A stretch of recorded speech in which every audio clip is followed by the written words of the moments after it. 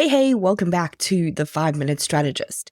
So a couple of years ago, the small business space felt like it was all aflutter about hiring employees instead of contractors.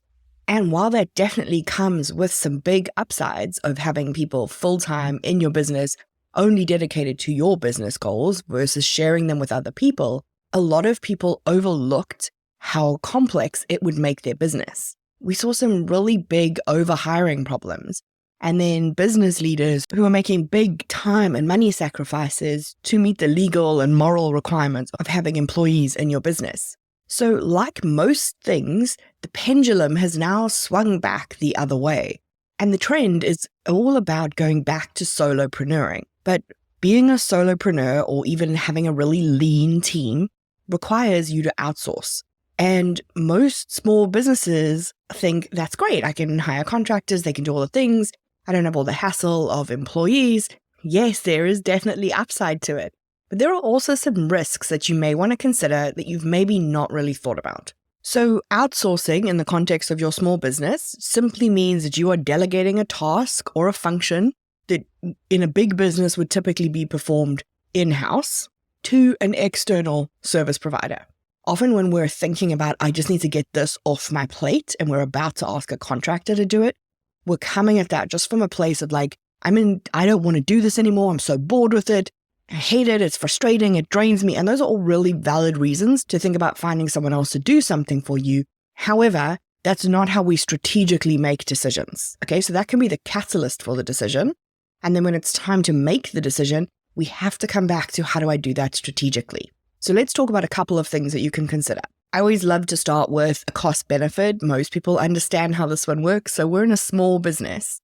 Every investment that you make has to make ROI, and outsourcing is the same. It's not just about getting stuff off your plate or just about finding expertise. We have to think about what is the cost saving? How significant is it? So that's on the reward side versus what are the risks that we're potentially exposing ourselves to? And those risks can come from simple things like communication just being more difficult, people being in different time zones because you have a global team. Everyone is remote and that has its own challenges.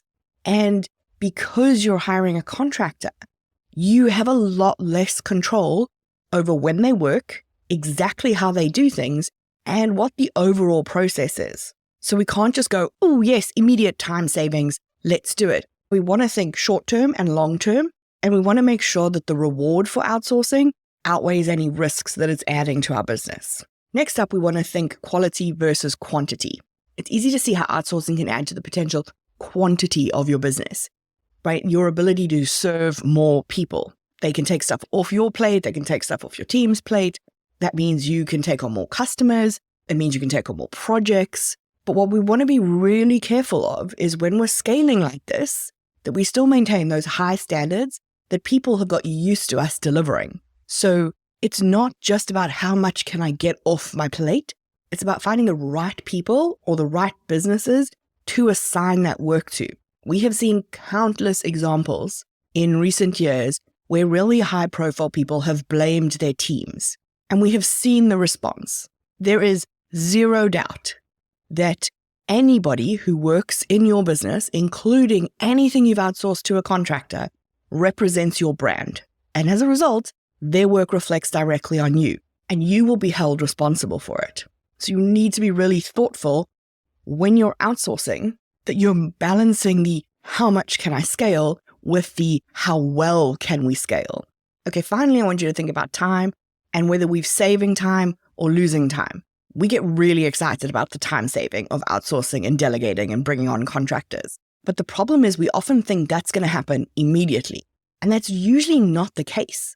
Even when you're outsourcing to a contractor, there is still that investment that has to happen from a time perspective in training them and onboarding them and them getting up the curve, which can take time on its own, to ensure that they understand your process, what you expect from them, your culture, what your brand stands for. Then on top of that, you have the additional coordination time that you need because now you're having to check in with people in multiple time zones. Maybe they're not working at the same time as you. Maybe they're not always available for meetings. So you forget that there's all this extra coordination that has to happen by having this outsourced team. And even more so if that outsourced team also need to work with each other. So the goal here is to think about how much time am I saving? And is that significant enough to warrant the time investment I'm going to have to make in having that outsourced team?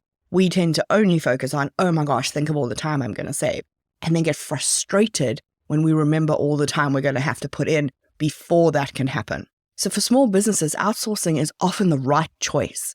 It allows you to be more efficient. It allows you to have more people on your team. It allows you to have the expertise that you need. But you have to remember it's a strategic move. And with any strategic move, you have to be assessing risks versus rewards to make that decision. So how do the risks stack up against the rewards with each of your contractors that you're outsourcing to right now?